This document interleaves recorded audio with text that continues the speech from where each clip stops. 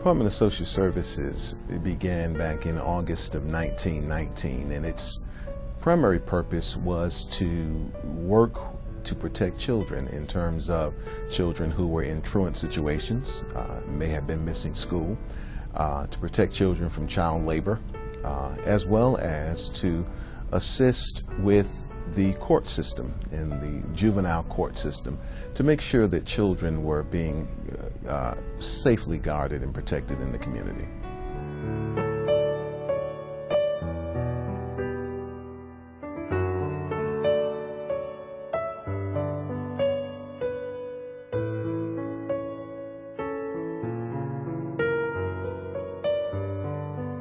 You know, the role of DSS has evolved down through the years, and we've seen the commodity foods program, whereby we used to actually give out food, and customers would line up to get canned vegetables, peanut butter, cheese, butter, things of that nature.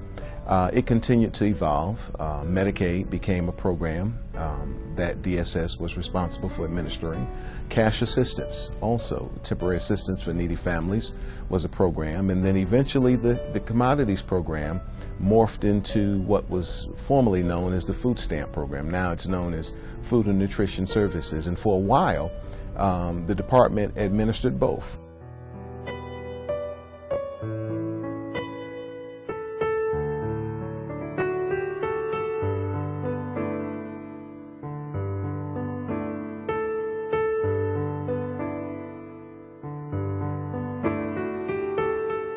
There have been a lot of changes at DSS, but probably the biggest one that I've seen from a worker's perspective is the introduction of technology.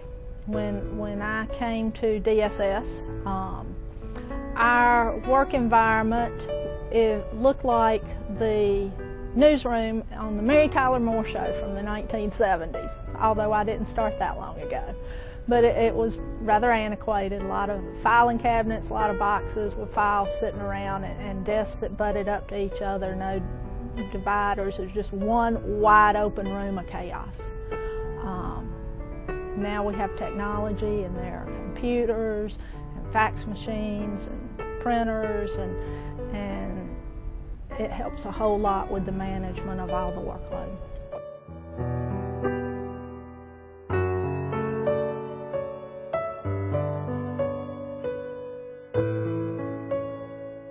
We support each other, and being able to do that, we're able to give the service that we need to give to the community, because the community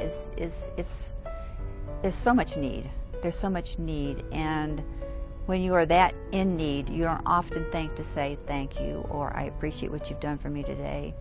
It's very often, I'm desperate and you've got to help me right now. And sometimes that doesn't give you a good sense of, gosh, I've done a great job today. So it's that pat on the back from your coworkers that, yeah, that was good, that you know, that went well. But it also is the fact of knowing, particularly working in food and nutrition services, and now in this economy, that there are so many people that the money needs to go. It needs to keep the mortgage, it needs to keep the car so we can find a job. So if we can help with the food piece of it, and those children don't go to bed hungry, that's a big wowie. Yeah, that'll keep you there.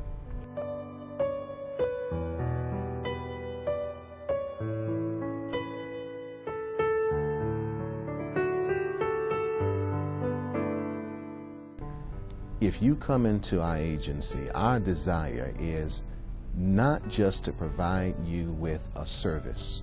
Certainly that's what we want to do. But we want to provide you with hope. We want to provide you with dignity.